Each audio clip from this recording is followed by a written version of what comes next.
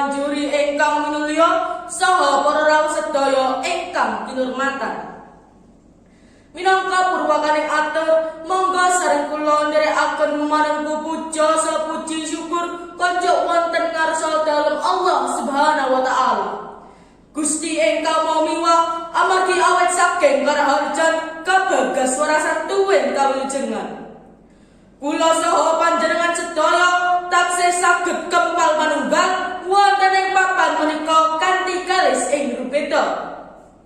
Selawat saha salam mugi tansah konjuk tumanteng junjungan kita Nabi Abu Muhammad sallallahu alaihi wasallam ingkang kedah kula lan panjenengan sedaya mawantu-wantu syafaatipun benjang wonten ing yaumul kiamah. Amin amin amin ya rabbal alamin.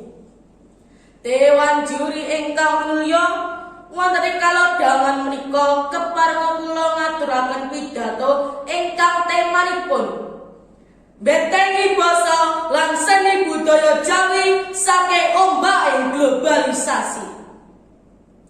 Globalisasi tantu sampun boten asring dhateng talingan kula saha panjenengan sedaya.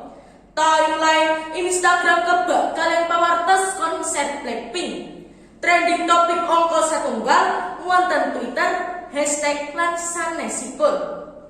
Menika kala wau amargi menapa nggih? Amargi globalisasi.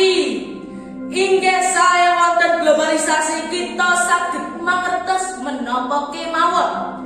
Kajawi menika budaya Indonesia ugi saged kawentar dhateng pundi-pundi nagari. Langkung malih basa Jawi saged dipun dadosaken mapel kuliah wonten ing Jawi nagari. Ananging ingkang damel trenyuh saking wasise piyambakipun boten saged milah utawi milih sisi positif saha negatifipun. Khususipun dhateng para generasi penerus bangsa. Muda-mudi sakmenika remen kalian Western, Korea, ananging dhateng budayanipun piyambak inggih menika budaya Jawi sampun boten sami remen. Wonten ing ombaking globalisasi menika kesenian budaya Jawi sampun sami dipun tilar amargi dipun anggap sampun ketinggalan zaman. Kathah masyarakat Indonesia wonten ing wekdal menika sampun sami nilaraken budayanipun. Awit saking basa kesenian dumugi tindak tandukipun sampun boten mujudaken bilih menika tiyang Jawi. Muda-mudi jaman sakmenika langkung fokus kalian handphone utawi gadget tinimbang srawung kalian tangga tepalih sahingga saged damel para muda-mudi rasa sosialipun sampun kirang sanget. Kawontenan kados menika bebayani sanget kangge bangsa Indonesia khususipun kangge budaya Jawi. Dewan juri ingkang minulya, basa Jawi menika basa ingkang istimewa amargi wonten tingkatanipun. Basa Inggris wonten verb satunggal kalih dumugi 3. Menawi basa Jawi wonten ngoko krama madya saha krama inggil. Tiyang Jawi menika piyantunipun ugi santun-santun sanget. Tuladhanipun nalika mlampah ngajeng tiyang sepuh kedah nunduk.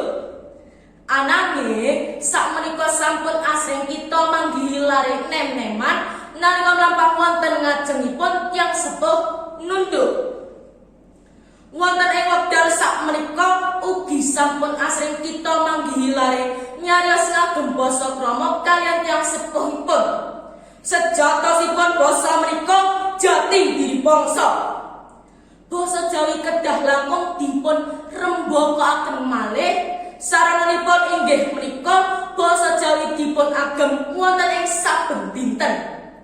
Sampun cekap anggenipun nyinau basa Indonesia wonten ing sekolah. Lajeng wonten dalem nalika sampun wangsul saking sekolah kedah ngagem basa Jawi anggenipun guneman kaliyan tiyang sepuh menapa kalih tangga tepalih. Syukur-syukur ngagem krama inggih. Para rawuh ingkang kinurmatan, monggo kita sedaya sesarkan cekar gundul-gundul pacul ingkang lare-lare sampun milai kesupen. Gundul-gundul pacul kelelengan, nyunggi-nyunggi wakoko gemelengan, wakong gimpang sekane dadi saratan, wakong gimpang sekane dadi saratan. Kita sedaya tiyang Jawi solakonipun ugi kedah mujudaken tiyang Jawi.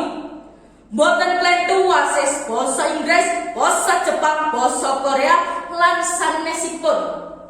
Ananging ampun ngantos basa Jawi ingkang minangka basa bumi klering kita menika malah boten saged.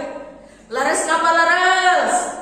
Kepara kedah langkung wasis tinimbang basa-basa sanesipun. Dewan juri ingkang minulya mekaten atur kula sedaya lepat nyuwun pangapunten. Wassalamualaikum